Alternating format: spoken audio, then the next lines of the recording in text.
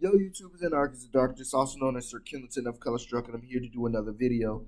Um, One connected to the video I did yesterday about my first experience in a fist fight as a teacher with some students, or the students fighting. I didn't fight no kids. I didn't punch no kids. The students were fighting, and it happened so fast I could not stop it.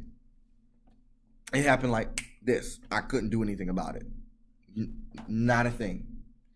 And it frazzled me. Think I got a little bit of PTSD. I will never let another fist fight happen in my class like that again.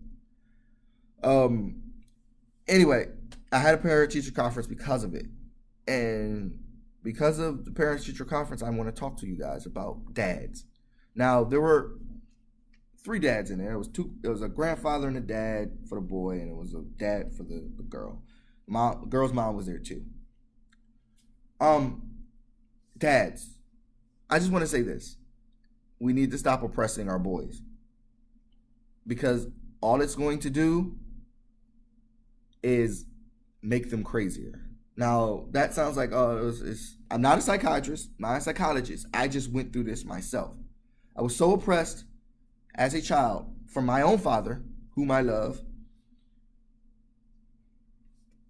that whenever I got emotional, I would black out.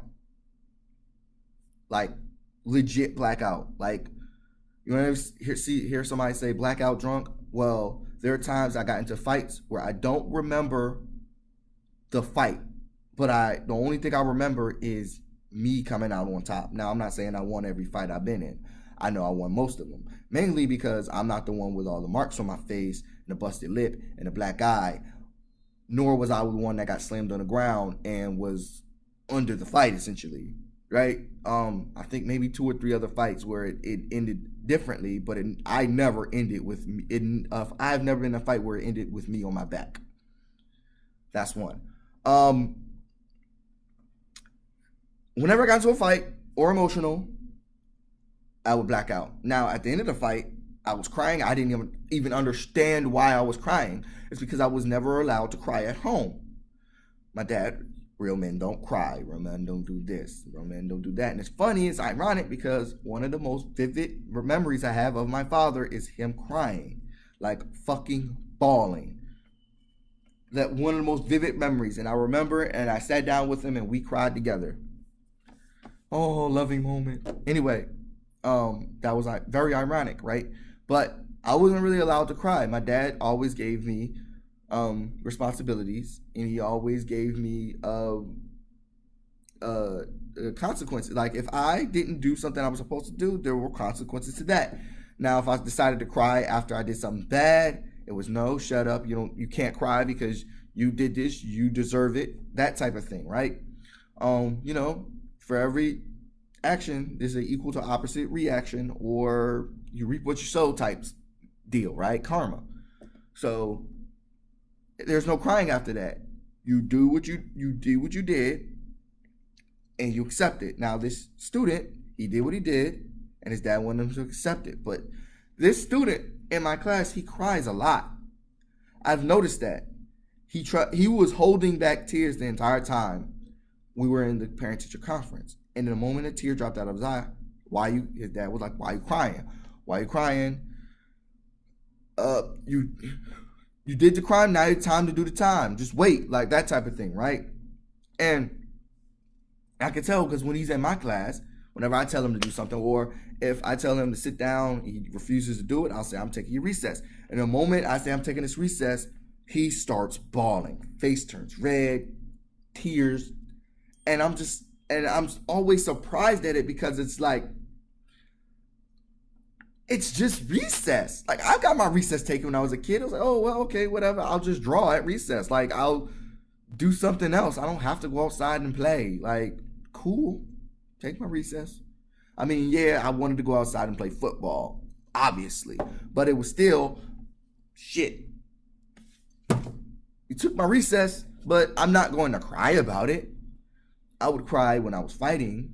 I would cry whenever a teacher did, or like I don't know, took my crayons away when I was When I finished my fucking work, I would have like coloring pencils or something and draw on the side, but they would take those away because, oh, you didn't do it. Bitch, I did my work. Like, I did it did it fast just so I could do my work. I mean, it might be a B, but I don't care. Anyway, the whole point of here I'm saying is we need to stop oppressing our boys.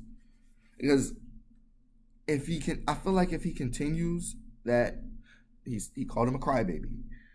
If you continue that manner, the mannerisms with your kid, what's going to happen is you're going to scar them for life. Me, I started blacking out. And the last time I believe that I blacked out, I think I pushed my foster mother. That was the last time I believe that I remember. Nope, I think I blacked out during basic training. Oh, I fucking blacked out during basic training. No, I blacked out during basic training. I've learned to control my emotions. Not when I need to cry, I cry. And I wish that had been a thing while I was growing up, because I think it would have helped me with all the problems that I had. Like, I wouldn't have been in so many fights. I would have been able to speak and talk my mind more. There's a lot more things I would have been able to do if I would have been able to regulate my emotion, but instead I had to hold it in all the time when I was around my dad. And then when I wasn't around my dad, that was the only time to show my emotion, because trust me, I was always angry at my dad for many different reasons. So whenever I got mad, all that emotion that I was not allowed to have around my dad came out, and I blacked out and I hurt somebody. I feel like that could happen with this student. I don't want it to happen with this student. I do not, because I feel it. Because all it takes, especially being a black male, is all it's going to take. All it's going to take is that one split second.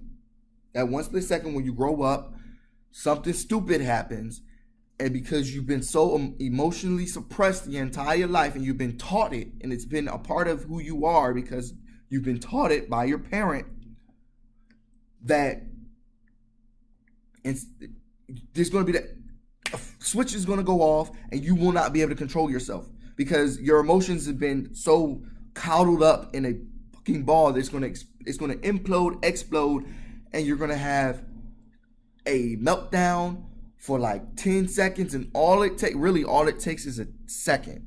That's all it takes, a second. I don't know, you might have a gun. All it takes is a second. It's part of the reason why we have issues with violence in this country, because we tell people that it's okay to have guns, but it's okay to have guns, and to be a real man, you have to suppress your feelings, and that's not good. Fathers, we need to stop showing our sons that emotion is good. That you have to cry sometimes. If he has to cry after he fucked up, let him cry. If you let him cry, he's still gonna have to deal with the consequences. Let him cry. Let him get that emotion out. Because if he doesn't get that emotion out, he's gonna hold it in, and one day, what's going to happen is he's gonna black out on the wrong person, and he's gonna die, or he's gonna kill somebody, he's gonna hurt somebody, and he's gonna end up in prison. That's the every dad. That's not just the black dads. That's part of the reason why we're mentally ill as hell in this country. Because we choose, emotions are bad. Men shouldn't have emotions. Men should be strong all the time. Men should always, no. You gotta cry sometimes, man. And not just for deaths. For other things.